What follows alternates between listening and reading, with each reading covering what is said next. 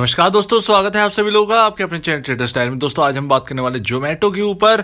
UK और Singapore में कामकाज बंद करने के बाद भी शेयर में 10% की उछाल हमको देखने को मिली है। ऐसा क्यों, किस लिए, ये भी हम समझेंगे। साथ ही इसके साथ साथ जो हाइप बनाने की कोशिश हो रही है कि यहाँ से जोमेटो जो है वो 68% की यहाँ पर पॉसिबिलिटी है, यहाँ पर अपसाइड आपको मिल जाए। इसके ऊपर भी हम बात करने वाले, क्या जोमेटो का शेयर जो है वो 200 रुपये टच करने वाला है, इसके ऊपर हम बात करने वाले। तो चलिए दोस्तों, आंकड़ों के मुताबिक क्या है इसके ऊपर हम बात करते हैं। तो दोस्तों ये रहा आपके सामने स्टॉक का प्राइस और यहाँ पर 8.28% ऊपर तेजी के साथ ये बंद हुआ है। लेकिन यहाँ पर जो है हाई कुछ और थे, यहाँ पर 151.40 के हाई थे। लेकिन यहाँ पर जो है मार्केट कैप अब यहाँ पर पहुंच चुका है 1,17,000 करोड़ रुपए का मार्केट कैप आपके सामने है।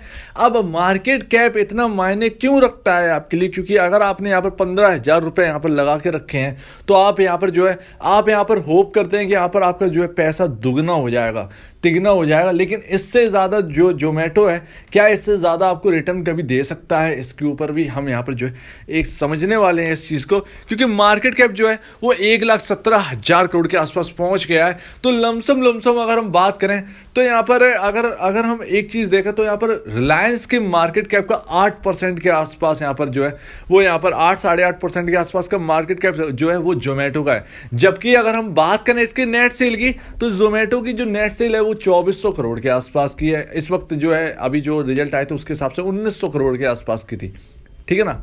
तो दोस्तों यहाँ पर जो है नेट सेल जब इतना है, यहाँ पर आपको 1,900 करोड़ का मिल रहा है, जबकि लॉस मेकिंग कंपनी है, तो उसका मार्केट कैप 1,17,000 करोड़, मतलब अनडिफाइंड है ये आप खुद सोचिए। जब अगर ये प्रॉफिटेबल आ भी जाती है कंपनी और इसका जो नेट सेल है वो 3,000 करोड़ हो जाती है और प्रॉफिट जो है 500 करोड़ का बना लेती, फिर भी आपका जो है क्या शेयर दौड़ने के लिए तैयार है? नहीं होगा। क्योंकि उससे पहले जो है फ्यूचर में जो होने वाला है उससे पहले जो है अभी प्रेजेंट में सारी चीज़ें हो जा रही हैं। यानी 68% की अपसाइड का मतलब ये मार्केट कैप यहाँ से लमसम 1,80,000 1,90,000 करोड़ के आसपास का हो जाना, जो कि बहुत ही घातक है। एक तरह से मैं आपको बता दूं, जो मार्केट में जो अभी जो आपको तेजी मिल रही है, निफ्टी में जो आपको तेजी मिल रही है, वो सिर्फ और सिर्फ रिटेल इन्वेस्टर्स के लिए जो है वो एक डेंजरस साइन साबित होगा। क्योंकि यहाँ पर जो है बड़े लोग जो हैं, बड़े इन्वेस्टर जो हैं, वो प्रॉफिट बुक करने में हिचकिचाए नहीं। उन्होंने पहले से ही सब कुछ अपना तय कर रखा है,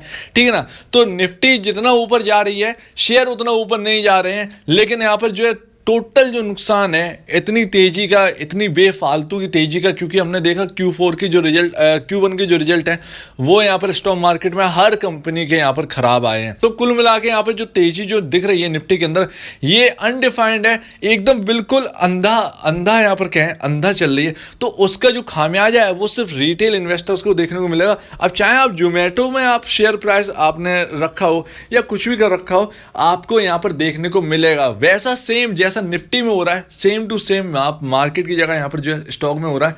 बेमतलब में फंडामेंटल की हम इतनी बात करते हैं, फंडामेंटल को जो है हम इतना समझते हैं, तब जाकर जो है बहुत ज़्यादा हम जो है चीज़ों को देखते हैं फंडामेंटली। लेकिन इस वक्त जो है फंडामेंटल किनारे रख के इस स्टॉक को देखा जाए तो इसमें सिर्फ आप लोगों का ही यहाँ पर जो है वो आप एक तरह से कहें कि बॉम्ब लेकर आप चल रहे हैं साथ में।